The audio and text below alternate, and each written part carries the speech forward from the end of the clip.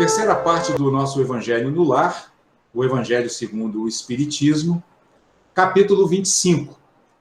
Buscai e achareis, item 9, que pertence ao tópico não vos afadigueis pela posse do ouro, onde Jesus diz: não vos afadigueis por possuir ouro ou prata ou qualquer outra moeda em vossos bolsos. Não prepareis saco para a viagem, nem 2 fatos, nem calçados, nem cajados, porquanto aquele que trabalha merece ser sustentado, né? Isso aqui, pessoal, essa passagem do item 9, ela nos lembra muito aquela outra passagem que nós estudamos nesse capítulo também recentemente, onde Jesus diz: buscai primeiramente o reino de Deus e sua justiça, que todas essas outras coisas materiais vos serão dadas de acréscimo, né? Ou seja, Jesus aqui ele está enfatizando uma coisa que é marcante em todos os ensinamentos espirituais: não gastar energia desnecessária na preocupação com bens materiais, né? Por quê? Porque se a nossa energia é excessivamente absorvida por questões materiais, a gente fica sem energia para buscar aquilo que é o objetivo da nossa encarnação no planeta, a nossa transformação. Nós precisamos nos transformar. Nós viemos ao planeta para nos purificar, né? Nós viemos ao planeta para superar emoções perturbadoras, superar pensamentos negativos, né?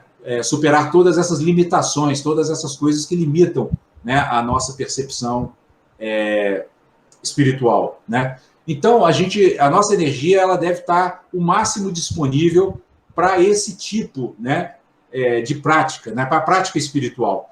E é interessante aqui, então, que Jesus fala, inclusive, quando ele diz assim: não prepareis saco para a viagem, nem 2 fatos.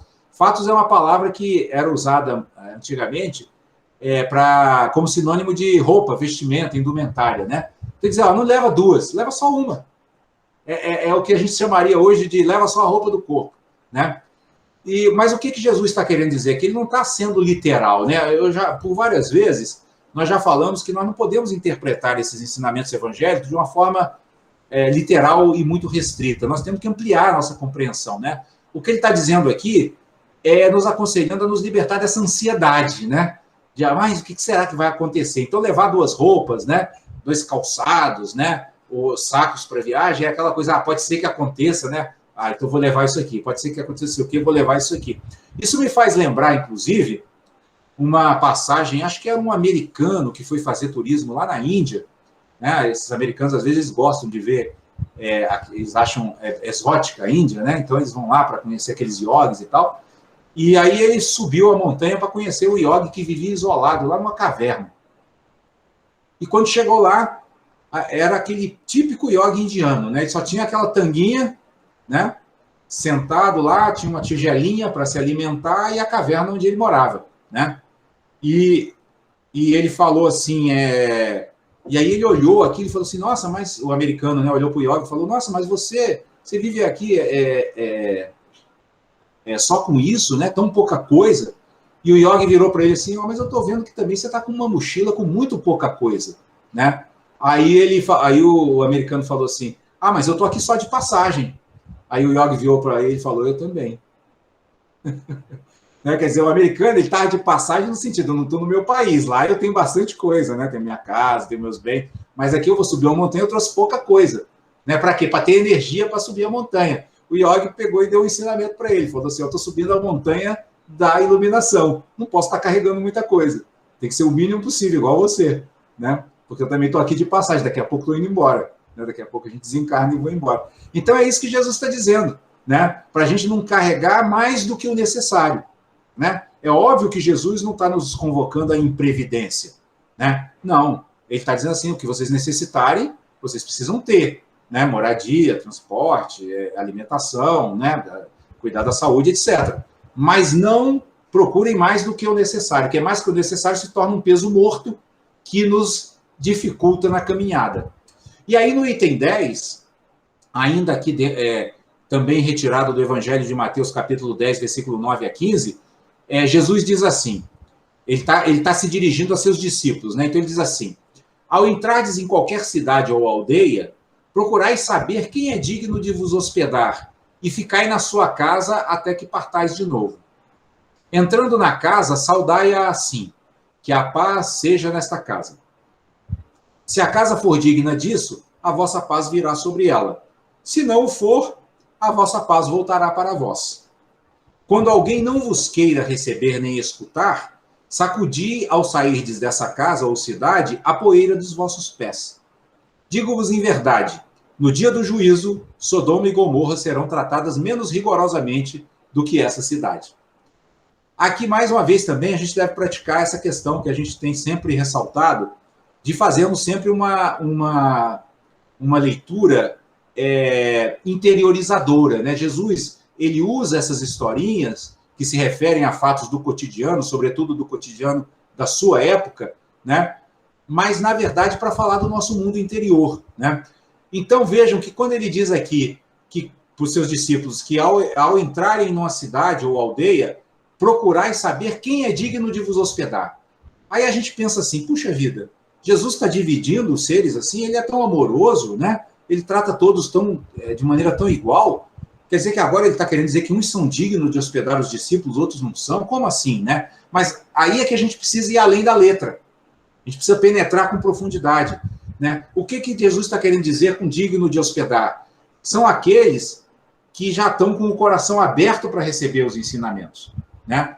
Não é que ele está dizendo que tem cidadãos dignos e indignos, né? Mas tem aqueles que já despertaram e que para a busca, né? Que já estão buscando. Então ele diz aos seus discípulos, se hospedem nessas casas, porque vocês vão precisar de abrigo durante a viagem, e aí já aproveitam para transmitir ensinamentos para seres que querem aprender. Percebem? Então é isso que Jesus está falando, né? Ele está falando, alguns que estão buscando já, outros ainda estão num sono de ignorância mais profundo e nem buscando não estão, né? Então é isso que ele está querendo falar sobre as pessoas dignas de hospedar os discípulos.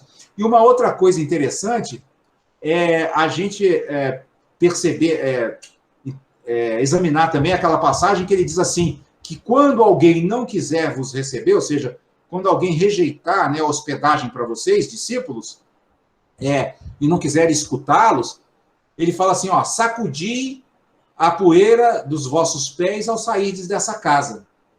Aí a gente aqui também pode parar para interpretar o que é esse sacudir a poeira, né, ao sairmos de uma casa que não quis, aqui no caso ele está se referindo aos discípulos, né, não quis receber os discípulos, mas esse ensinamento veio até nós. Então serve para nós também. O que é sacudir a poeira dos nossos pés? Né? É a gente, como é que eu vou dizer assim? É a gente não carregar conosco as lembranças desagradáveis de experiências tristes ou negativas que nós tivemos na vida.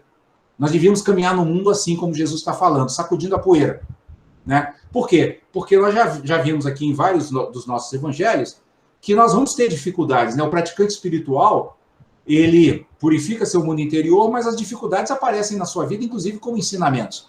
Então, o que ele deve fazer quando houver uma experiência dura, uma experiência mais traumática, né? Uma experiência mais sofrida? Sacode a poeira e segue caminhando. Para quê? Para que o jugo seja leve e suave, como diz Jesus, meu jugo é leve e suave. Por que o jugo de Jesus é leve e suave? Porque aquele que pratica os seus ensinamentos, ele faz isso. Ele sacode a poeira. Não tem até uma música popular que fala sacode a poeira e dá a volta por cima? Não tem isso? Vocês veem que as pessoas intuitivamente sabem disso. Né? Você veja que essa imagem Jesus usou há mais de 2000 anos atrás, quando as pessoas viajavam a pé e o pé ficava empoeirado.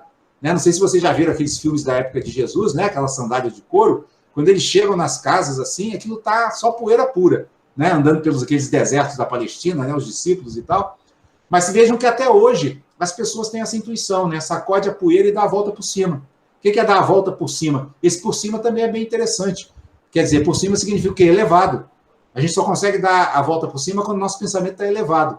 Né? Quando a gente não está com aquele pensamento mesquinho de querer devolver na mesma moeda.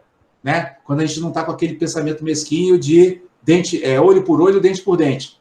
Né? Quando a gente já superou isso e já está naquela fase que Jesus fala, se alguém te bater numa face, oferece a outra. Ou seja, se alguém vier com a face da ignorância, oferece a face da sabedoria. né? Então, é muito interessante que a gente penetre esse ensinamento com essa profundidade para entender aqui que Jesus está falando diretamente ao nosso mundo interior. E, por fim, aqui, quando ele fala aqui, ó, no dia do juízo, Sodoma e Gomorra serão tratadas menos rigorosamente do que essa cidade. Por quê? Porque esta cidade a que Jesus está se referindo não quis receber os discípulos. Os discípulos passaram lá, né? Os discípulos ofereceram ensinamentos, falaram de Jesus, falaram do amor, falaram da compaixão, falaram da alegria altruísta, e eles não quiseram ouvir. E o que Jesus está dizendo? Que Sodoma e Gomorra, que eram duas cidades materialistas, né, da época, extremamente materialistas, seriam tratadas menos rigorosamente. Por quê? Porque Sodoma e Gomorra não tinham recebido essa visita, não tiveram essa oportunidade. Então, isso aqui coincide com aquela outra passagem de Jesus, quando ele diz assim, que a quem muito foi dado, muito será pedido. Né? Então, Sodoma e Gomorra serão tratadas menos rigorosamente, porque eles não tiveram essa oportunidade de ter esse contato com os ensinamentos. Mas essas cidades que não receberam os discípulos, tiveram a oportunidade e não os receberam. Se mostraram indignas dos ensinamentos. Então, é o que Jesus diz, no dia do juízo, serão tratadas mais rigorosamente do que Sodoma e Gomorra. O que quer dizer isso? Dia do juízo, é bom que a gente entenda também, não significa que vai ter um dia que todas as almas vão ser julgadas, isso é uma interpretação errônea. Né? O dia do juízo é simplesmente funcionamento da lei de causa e efeito. Só isso. Né? Ou seja, aqueles que muito receberam, que tiveram mais oportunidade e não aproveitaram a oportunidade, lá na frente sua consciência vai cobrar, dizendo, puxa vida, eu podia ter feito melhor e não fiz. Né? Bateram na minha porta os discípulos de Jesus, né? Porque ele está se referindo a isso, né? Pedro, né? Já pensaram? Pedro, André, quem são aqueles outros? João, né? Bateram na porta e eu não os recebi. A própria consciência vai fazer a pessoa ficar aflita e sofrida. É nesse sentido que Jesus está querendo dizer que no dia do juízo serão tratadas mais rigorosamente, né? Então, pessoal, a gente percebe aqui, nessa passagem, né, dos itens 9 e 10 do capítulo 25, primeiro, essa questão da habilidade de Jesus, né, que dentro do Espiritismo, Jesus é chamado de educador por excelência. Por quê? Porque ele tinha essa capacidade, uma habilidade extraordinária de pegar os ensinamentos cotidianos do que estava acontecendo ali, na hora. Ele tinha uma presença de espírito de pegar a vida cotidiana e transformar em um ensinamento espiritual transcendente, que vai muito além do dia a dia. Ele falava do dia a dia apontando para o que está muito além do dia a dia. Né? Ele tinha essa habilidade, né, de dispor de um arsenal de recursos didáticos, né, dentre os quais prevalecia o principal, que é o ensino pelo exemplo. Né? O que ele falava, ele não só fazia, ele vivenciava, ele era o que ele falava. Ele falava de amor e ele era amor. Ele falava de compaixão e ele era compaixão. Né? Ele falava de alegria altruísta e ele exalava a alegria altruísta. Né? E nessa passagem especificamente, ele nos ensina uma coisa muito interessante. Né? O que nós devemos levar? Porque, vejam, aqui ele está falando dos lares que iriam receber os discípulos. Ora, transpondo isso para a nossa prática atual, né, ele está falando para nós o quê? Que nós, como praticantes do Evangelho, onde nós formos, nós deveremos levar um pensamento de paz. Lembra que ele falou para os discípulos? Quando entrarem numa casa, digam, a paz seja nessa casa, a paz seja convosco. Essa é a nossa grande obrigação, o nosso grande dever, a nossa grande missão no mundo. Né? Nós precisamos estar o tempo todo cultivando permanentemente em nosso mundo interior esse compromisso com a paz, com a pacificação, com a harmonização. Né? De modo que, sendo ou não bem recebidos nos lugares onde nós formos, né, o importante é que nós nos mantenhamos em um estado de equilíbrio lúcido e de compreensão amorosa. Isso é que nós devemos emanar o tempo todo. É isso que Jesus... Eu até achei... me ocorreu aqui uma expressão. Jesus deu aqui uma aula de etiqueta espiritual. Né? Como se comportar bem, espiritualmente falando. Levando paz a todo lugar que você for. Né? Onde formos, vamos levar nossa paz, vamos levar nossa gentileza, vamos levar nossa gratidão por tudo que temos recebido, né? E vamos, na medida do possível, né, mostrar que mais do que ficar trabalhando para juntar bens materiais, o mais importante é nós nos dedicarmos o tempo inteiro por cultivarmos o bem, por cultivarmos o amor, por cultivarmos a compaixão.